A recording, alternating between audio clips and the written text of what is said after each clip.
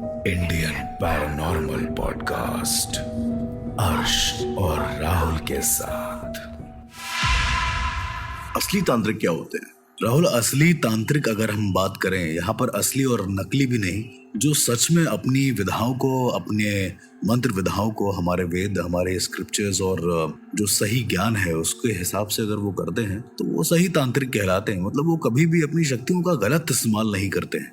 मेरा ये कहने का मतलब है, वो ही अच्छे तांत्रिक होते हैं। तो अर्श, ये जो अच्छे तांत्रिक होते हैं, जो सही तांत्रिक होते हैं, ये आत्माओं को वश में करके आत्माओं से भी अपने काम करवा सकते हैं। देखिए, वश में करना, ये जो शब्द है, ये शायद एक बहुत बड़ा शब्द है अपने में, राइट? ओके। जैसे वशीकरण के बारे में हमने पहले बात करी है, लेकिन वश में आत्माएं कभी नहीं होती हैं, मेरा ये मानना है। भाई, आप एक जिंदा इंसान हैं और आप एक ऊर्जा को अपने वश में कर रहे हैं। ये मेरे लिए सुनने में थोड़ा अटपटा सा है, पर जो असली तांत्रिक होते हैं, जो असली साधक होते हैं, मैं टर्म यूज करूंगा कि असली साधक जो होते हैं, वो सच में ये सब कर सकते हैं। वो ऊर्जाओं को अपने वश में नहीं, अपने हिसाब से चला सकते हैं।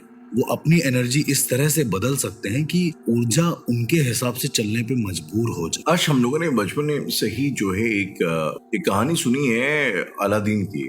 फिल्म अलादीन होता है और एक जिन होता है जिसको अगर आप चिराग खींचते हैं, जिन बाहर आता है और आप जिन जो है आपसे 3 मुरादें मांगते हैं और उसके बाद वो आपकी मुरादों को पूरा करता है। तो ये क्या कुछ उसी तरीके के कॉन्सेप्ट जैसा है कि अगर जिन आपकी बस में आ गया तो आप उससे कुछ भी काम करवा सकते हैं? यार, आपका सोचना शायद सही है, पर जिन भी बेसिकली वश में नहीं होते कभी भी। तो अगर मैं तांत्रिकों की बात करूं कि वो इतनी सारी चीजें फिर कैसे कर लेते हैं, कई सारे लोगों के दिमाग में एक ख्याल आता है कि फिर वो इतनी बड़ी बड़ी चीजों को अंजाम कैसे दे देते। तो उसका सिर्फ एक ही सवाल, जो सिद्ध तांत्रिक होते हैं वो अपनी सिद्धियों के दम पर, वो कई सारी शक्तियों के दम पर, उन्हें साध कर ये चीजें कर सकते हैं। बहुत सारी चीजें ऐसी हैं जो आम इंसान के बस के बाहर हैं, वो भी कर सकते हैं, और ये मैंने सच्चाई में देखा है। अर्श, ये हम लोग हनुमान चालीसा पढ़ते हैं तो उसमें कहते हैं हनुमान जी को अष्ट सिद्धि नवनिधि की दाता। तो ये 8 सिद्धियां कौन सी होती हैं जिनके बारे में अक्सर जो है बार बार जिक्र आता है और कहते हैं कि ये जो अष्ट सिद्धियां हैं, ये 8 प्राइमरी सिद्धियों के बारे में बात होती है। जैसे बहुत कम लोगों को ऐसा पता है कि 8 सिद्धियां हैं, 64 कलाएं हैं। तो ये जो सिद्धियां होती हैं, ये एक तरीके की सुपर पावर्स होती हैं क्या? तो मेरे हिसाब से जैसे आप खाते हैं, जैसे आप सोते हैं, ये सब कलाएं होती हैं। और जैसे जैसे चंद्रमा अपने हिसाब से घटता बढ़ता रहता है, चंद्रमा की 16 कलाएं उस हिसाब से हमारे शरीर में चेंजमेंट होते रहते हैं, और इसी का फायदा उठाते हैं तांत्रिक।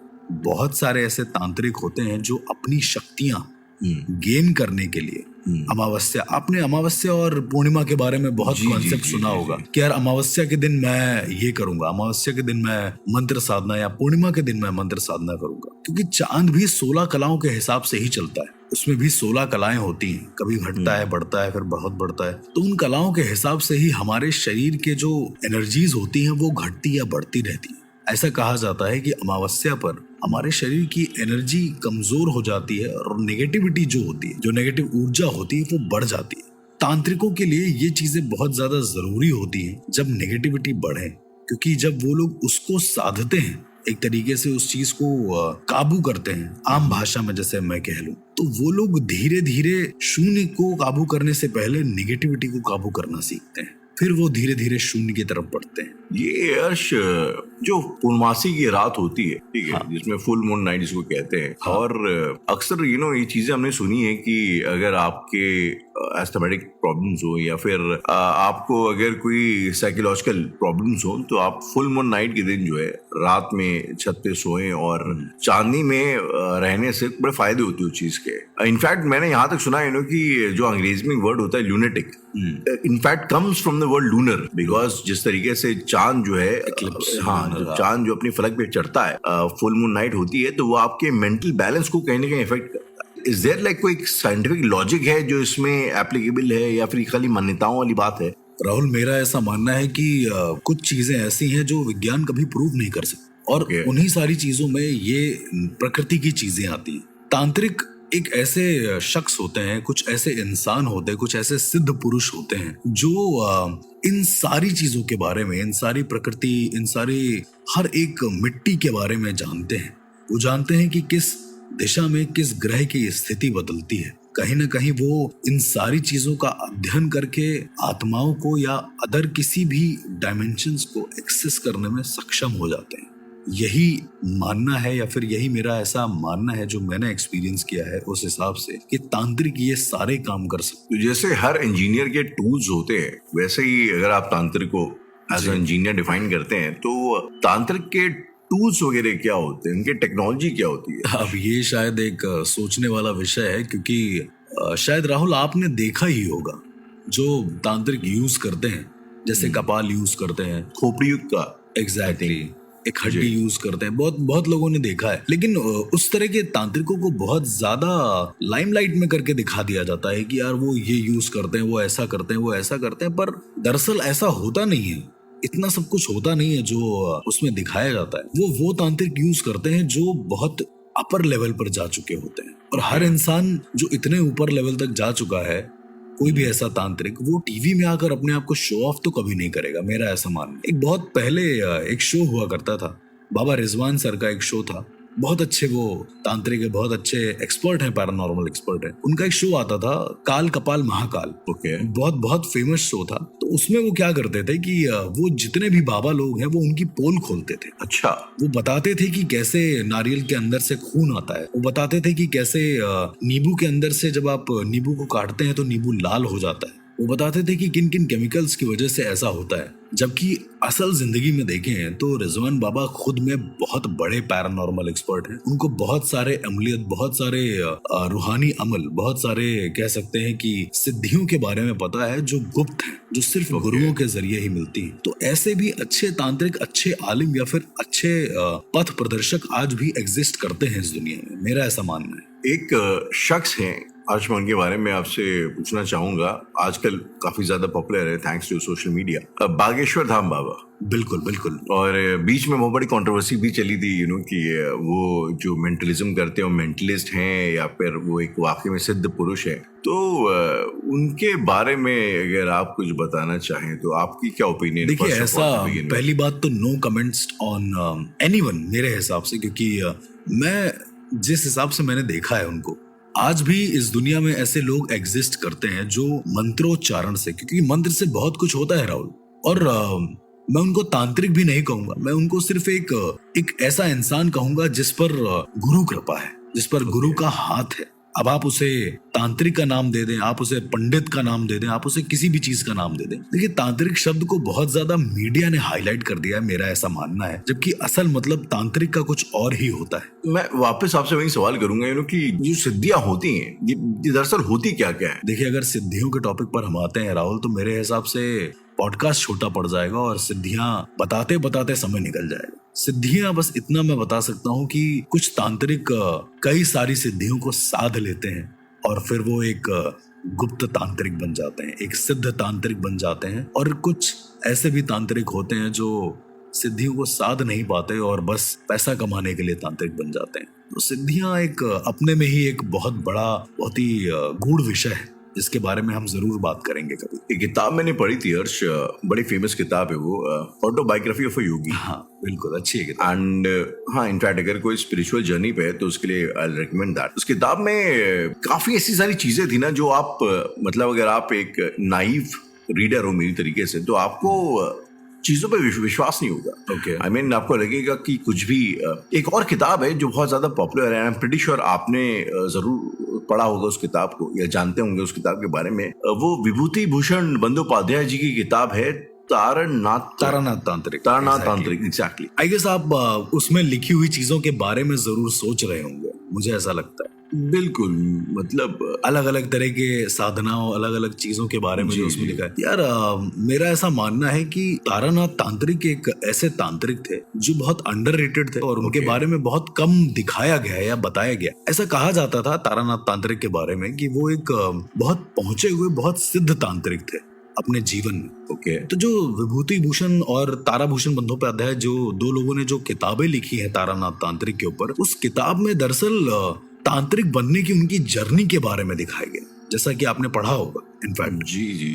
तो तो जब आप देखेंगे, लेकिन आप जब असल जिंदगी में कोलकाता या फिर तारापीठ या फिर वहां जाकर इसके बारे में पता करेंगे, क्योंकि मैंने तो पर्सनली पता करा है, तो हर एक इंसान से यही सुनने को आया है कि ये जो तांत्रिक थे ये कुछ भी कर सकते थे। ये किसी नॉर्मल इंसान को पॉलिटिशियन बना सकते थे, ये किसी मरते हुए इंसान को बचा सकते थे, ये किसी आत्मा से बात कर सकते थे, ये किसी के घर में अगर कोई भी दिक्कत होती थी तो बिना जाने, बिना उस इंसान के बारे में जाने उस आत्मा का पता लगा लेते थे। ओके तो ये सच्चाई है, इसलिए वहां के सारे लोगों ने इसको किताब में गढ़ दिया, क्योंकि इससे बेहतर तरीका नहीं हो सकता किसी भी सही इंफॉर्मेशन को लोगों तक पहुंचाने का कि इस तरह के भी सिद्ध महात्मा एग्जिस्ट करते थे पहले। बड़ा ही सुपर नेचुरल और बड़ा आपको लग रहा होगा कि ये कैसे पॉसिबल है। हाँ, आई मीन एक स्केप्टिक होने के नाते मैं ऑब्वियसली इस बात पे डाउट करूंगा कि हाउ इज इट पॉसिबल। मैं एक बार इसको और सही से एड्रेस कर देता हूँ कि जब भी कोई इंसान सुपरनैचुरली पॉसेस्ड होता था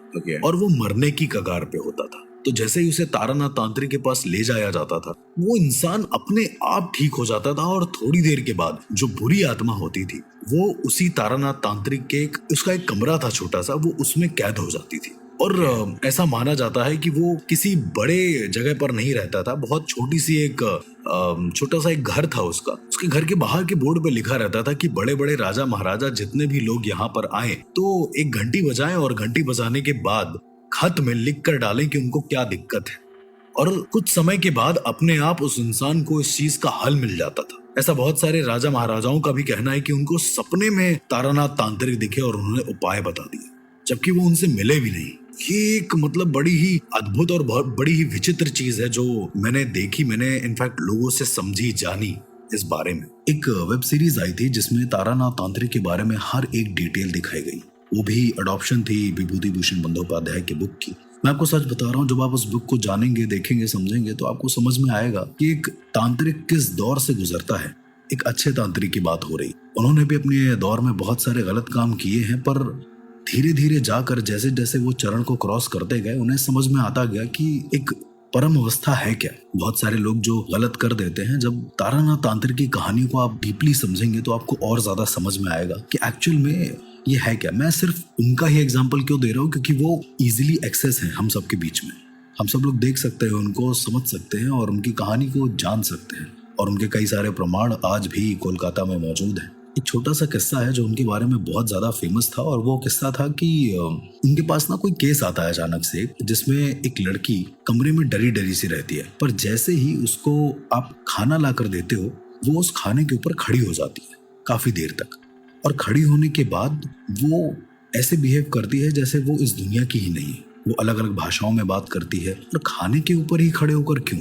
इस चीज के लिए तारानाथ तांत्रिक को जब बुलाया गया तो पता चला कि कई सारे रिश्ते हैं जो उस लड़की के लिए आ रहे हैं, जा रहे हैं, और वो लड़की को कमरे के अंदर ही रखा जाता है, कभी बाहर आती नहीं। तारानाथ तांत्रिक ने देखा और कहा कि आज से करीब 15 दिन बाद जब एक रिश्ता आए तो इस लड़की को बाहर निकाल देना और उसके हाथ में एक खाने की थाल पकड़ा देना जिसमें एक चाकू रखा हो। सुनने में थोड़ा सा अजीब जरूर लगेगा, पर ऐसा ही हुआ। 15 दिन के बाद एक रिश्ता आया और उस लड़की को बाहर निकाला गया।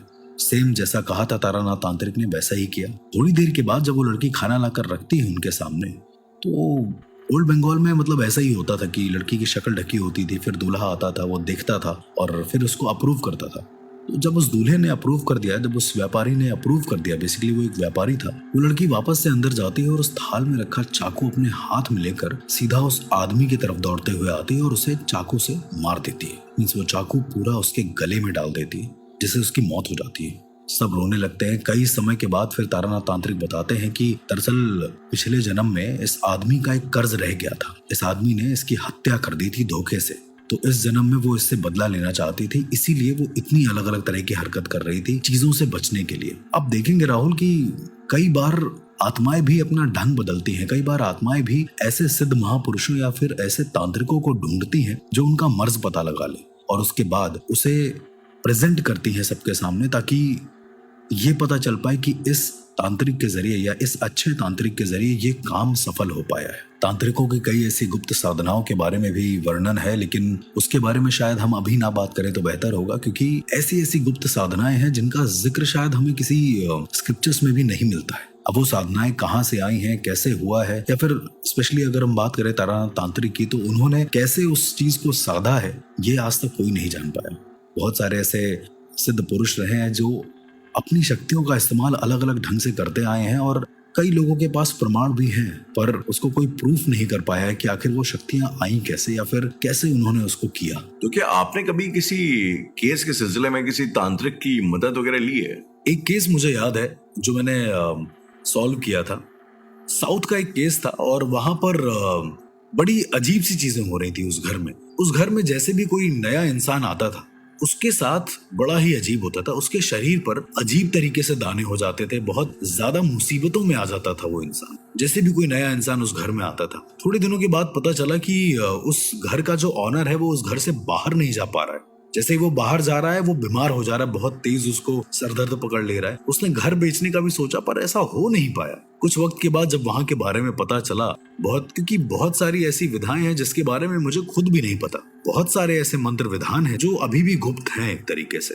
एक बहुत अच्छे अरिंदम करके एक बहुत अच्छे पैरानॉर्मल एक्सपर्ट है, बहुत अच्छे तांत्रिक हैं। मैंने उनकी मदद ली और जब वो आए तो उन्होंने बताया कि ये घर बंधा हुआ है एक तरीके से, ये घर एक मंत्र से बंधा हुआ है। जब उस मंत्र को खोलेंगे तब हमें पता चलेगा कि एक्चुअल में इस घर में क्या है। तब जो बुरी शक्ति है वो रिवील होगी। तो उस मंत्र को खोलने का जो विधान था वो ये तांत्रिक जानते थे। तो इस तरह से मैंने उनकी हेल्प ली। कहीं कहीं पर हमें हेल्प लेनी पड़ जाती है एक तरीके से, लेकिन हमारे पास ऊपर वाले की मर्जी से कई सारे ऐसे लोग हैं, अच्छे लोग जुड़े हुए हैं जो शायद लोगों का भला ही करते हैं। तो हम भी उसी हिसाब से ही चलते हैं ताकि हमें अच्छे तांत्रिक और बुरे तांत्रिक में फर्क समझ में आ सके। अक्सर देखा गया कि ये लोग शमशान के आसपास पाए जाते हैं। तो ये शमशान का और तंत्र का आपस में क्या सिग्निफिकेंस है, और क्या शमशान में ही भूत प्रेत रहते हैं? इन सभी सवालों का जवाब जानने के लिए सुनते रहिए Indian paranormal podcast only on 8 app.